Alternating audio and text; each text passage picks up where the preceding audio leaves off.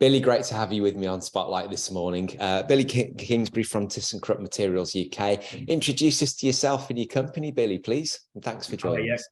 Thanks, Andy. Great to be here. My name is Billy Kingsbury. I'm the CEO of Thyssenkrupp Materials UK. So who are we? What's our business? Thyssenkrupp Materials UK. We're part of Thyssenkrupp Materials Services, and we are the largest materials distributor in the Western world. Focusing on the UK business, we have 8 sites in the UK with around 480 employees.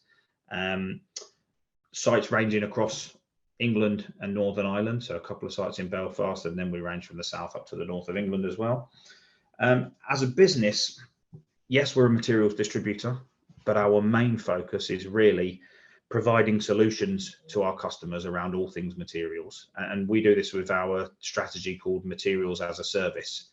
And that strategy is really focused on embedding ourselves in our customers' value chain, really talking to our customers, understanding their needs and working with them on any kind of solutions that we can offer. And that means we use our wide-ranging capabilities internal. So it can mean anything from supply chain management. As an example, in supply chain management, we work very closely in the aerospace sector, where we've developed digital tools to allow us to help our customers with their demand planning. We also have within our sites in the UK a wide range of CNC machines, ranging from 3, 4 and 5 axis machines, where we can machine aluminium, titanium, steel. So we're doing a lot of next stage processing for customers.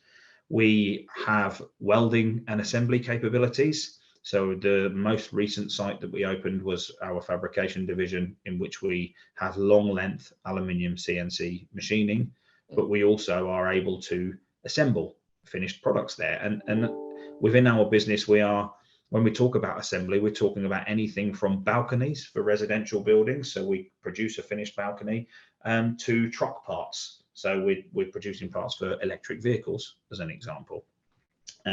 We also have a wide range of aluminium plate cutting. So our Centre of Excellence in Preston is really our centre for any sort of flat product processing. So it can be from plate cutting through to, again, CNC machining. We have 8 water jets at our site in Darton, along with laser cutting capability and sheet routing as well, which is used particularly in the aerospace sector. So we're quite a diverse business. Our main customer markets are aerospace, construction. We do a lot in automotive, and we're moving more and more into electric vehicle, as you would expect at the moment. So that's one of the major target areas for us. We're involved in nuclear, we're involved in yellow goods, and also medical equipment. So from a customer base, we're very diverse. From a capability perspective, we have a wide-ranging array of capabilities. And I would say, if you talk about Thyssenkrupp Materials UK, we're also a very people-focused organisation.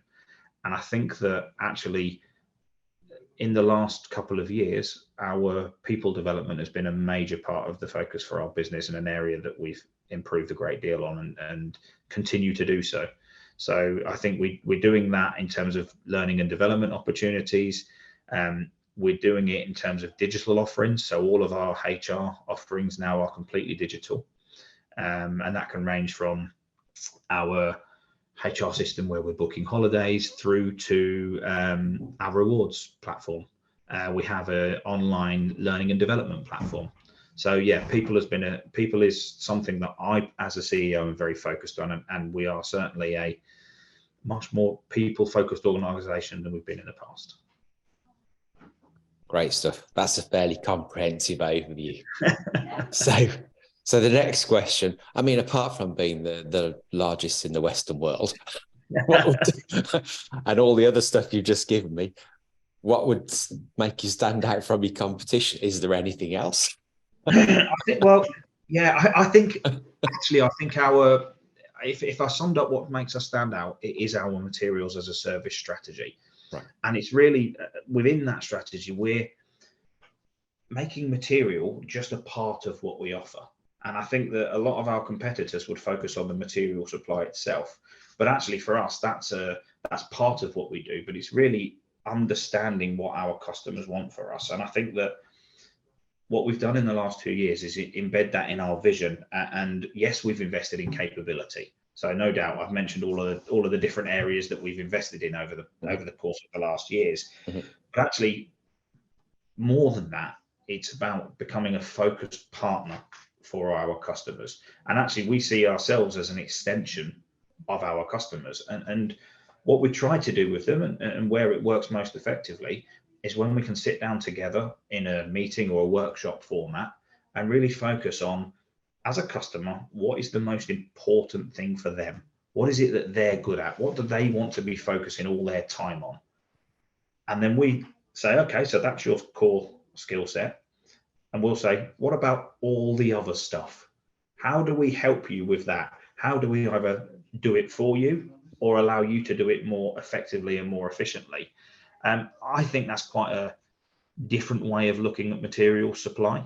And it's something that certainly we get very good feedback from our customers about, and something we continue to develop. And that's how we've ended up making balconies, making truck parts, or sitting with customers and developing a digital tool for demand planning. So really, all of those things have come from very close relationships with our customers and real understanding of what their core needs are moving forward. Right. So you've alluded to quite a lot of changes in the business over the past couple of years. Yes. You've been sitting in post for a year and a bit now, Yep. in your element of the business, but it sounds like quite a lot of innovation, quite a lot of new ways of thinking. Where's it going in the next 5 years, Billy? What lies in the road ahead?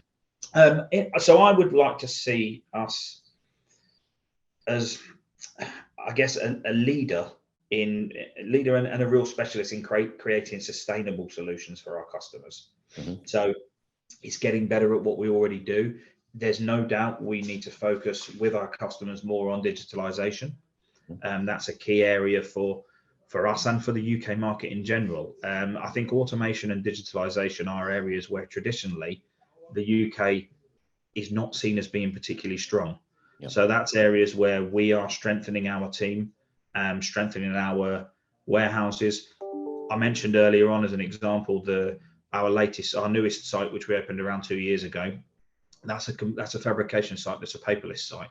So everything's done on tablets. Everything's done through one system, which ranges from anything from the quality. So when we make balconies, I can tell you the torque setting of every single screw on every single balcony, all done through a digital platform. So that's an area where I see the business moving forward.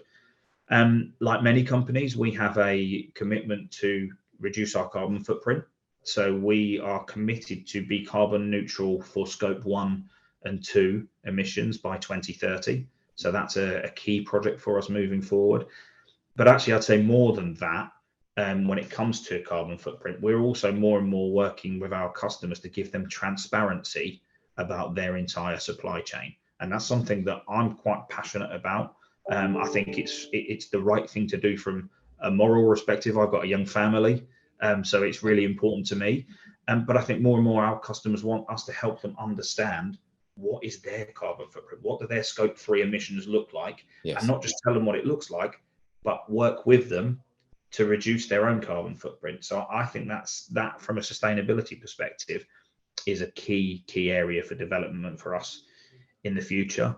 Yeah. And then when I talk about our business, I think it's I'm quite proud of our corporate and social responsibility policies that we've put in place over the course of the last 18 months. So for me, it's about making sure that we focus on employee well-being, but also we've created a scheme which is employees every quarter have an opportunity to nominate a charity or a sports team, and we have a set budget where we will spend on a quarterly basis, and we're sponsoring netball teams, football teams. One of our players is an ice hockey player. We sponsor his kit to be an ice hockey player. Yeah. So we've done an awful lot in our local communities to make Thyssenkrupp Materials UK better known, to help the local community. And I think our next step is doing more and more work with colleges and schools to attract the talent of the future. Right. So I'd say there are key areas to develop in the next 5 years. It's fairly holistic, isn't it? Yeah, fab. Great. I think that's really important, isn't it? I mean, the talent of the future part for me, you know, we see that across a lot of the businesses that we interact with, you know, and we've got to start thinking about, we're just becoming recruitment businesses, haven't we? Because that's it as far as the future is concerned.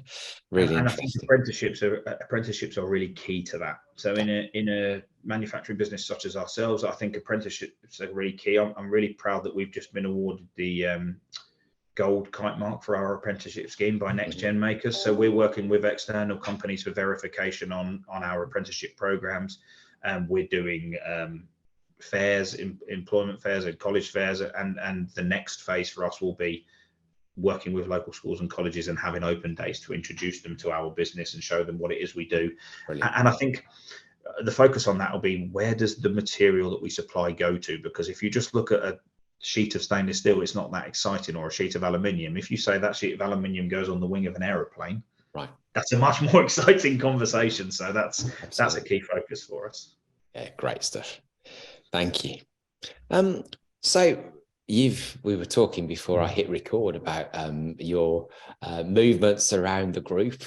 So lots of different experiences in there. What would you say your biggest learnings have been since you've been a business leader, Billy?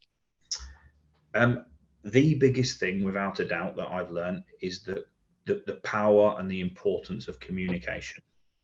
And communication really is key.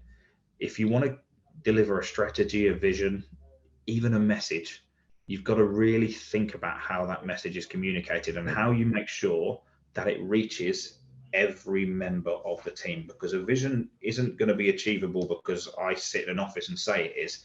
It's going to be achievable because I've explained it. I explained the vision, I explained the strategy behind how we'll achieve that vision, and I explain all of the reasons why we're doing it. And that is something I believe in really passionately, and I've seen the difference that effective communication can make in any business. And we've done that in the UK. We've developed OKRs, objectives and key results. So we have OKRs, 5 OKRs for the whole business, and each individual department then has OKRs that link back to our overall business objectives. So I think that when I first took over as CEO, I started with my leadership team doing a quarterly business review. Every quarter we go to every site, see every employee on every shift, and we deliver an update on the business. And the impact that that's had and the feedback that we've had, because I think feedback is also very key, has been really positive. And we constantly challenge ourselves on communication to find new ways. So we have newsletters, we have all different things. We have TV screens where you can find out everything at every site at any given time. And people feel more connected when they feel like they're being communicated to in an effective way. Brilliant. Great learning.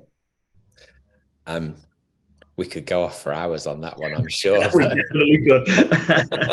And it'd be great too, by the way. But in the interests of, so what would you say the biggest challenges that you've had during your time with Thyssenkrupp you've had to overcome? I'm going to give the boring expected answer first of all, which is COVID. COVID was, that one comes up once or twice. I can imagine. It was a major challenge, but also I think for us a major opportunity. So COVID, we previously had an aerospace business and a materials business running separately in the UK. And COVID actually probably made us brave enough to take some difficult decisions and merge those two businesses. And it's been a very effective merger. And I think that it was a challenge, but it was also one of the things that I'm proudest of, is the way that the two teams have come together. And one of our main OKRs is one team. So we've really talked a lot about creating a one team ethos where everybody understands the impact of their role and how we work together. And I'm so proud of the way that the team have come through that. So we've turned a big challenge into a major opportunity and a major strong point for us. I think if I talk then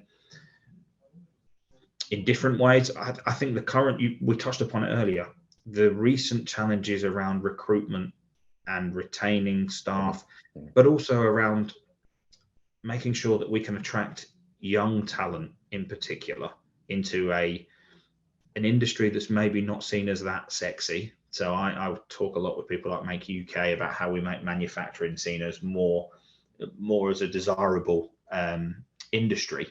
For young people leaving school, leaving college, leaving university. I think that's been a challenge.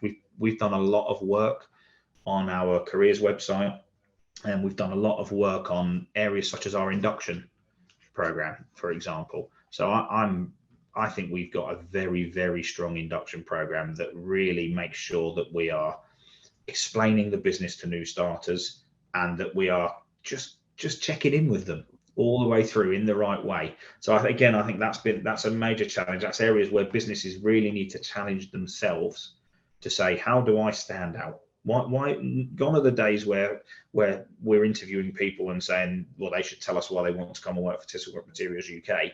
We need to be interviewing ourselves and accepting that when we're sitting down, particularly with young people whose mindset is very different to my generation, how do we sell ourselves to them? And then how do we not just sell at interview, but how do we follow up on that?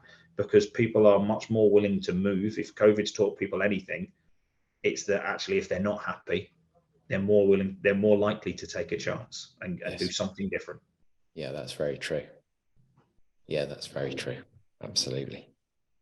And that strong induction leads into your one team thing. I mean, can you give us a very quick, the challenge that became an opportunity, bringing the two divisions together to create that one team? I mean,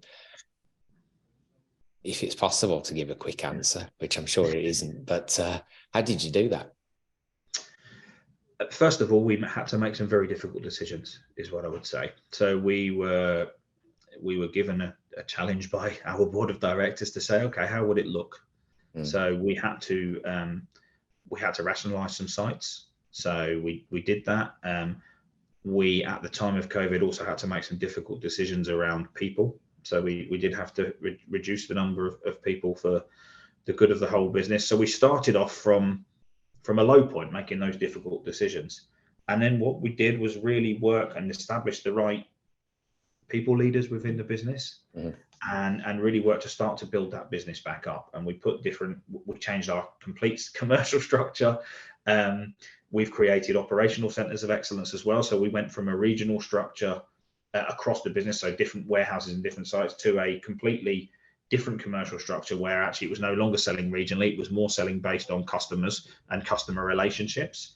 And we then, like, as I say, created centers of excellence where we put all of our plate cutting and flat CNC machining in one area, all of our bar cutting in another area. So we made ourselves more effective and more efficient, first of all.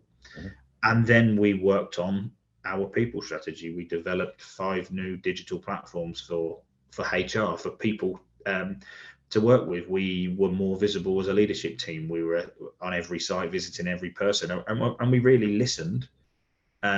So one team is as much about us listening to our people and asking for their feedback as it is about us delivering our strategy.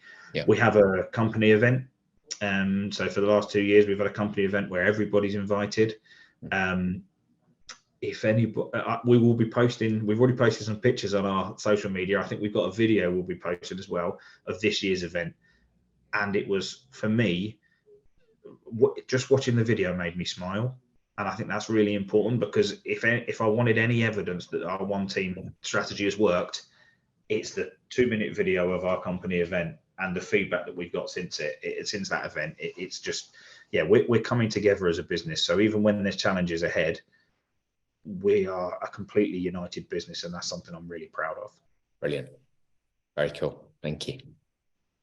If you were sitting here having a conversation with your 18-year-old self, yep, what would you say to yourself? So what I'm really saying is, with the knowledge you have now, what would you do differently if you'd have had it then?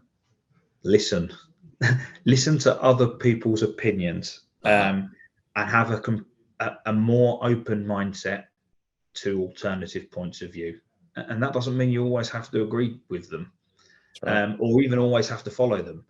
But actually what I would say is, I think my younger self was very clear about what I thought was right, and sometimes that probably made me a little bit blinkered, and I'm sure in some instances that's helped to make me successful. But actually what I value now is diversity of opinion, and that's something that I always challenge my leadership team on.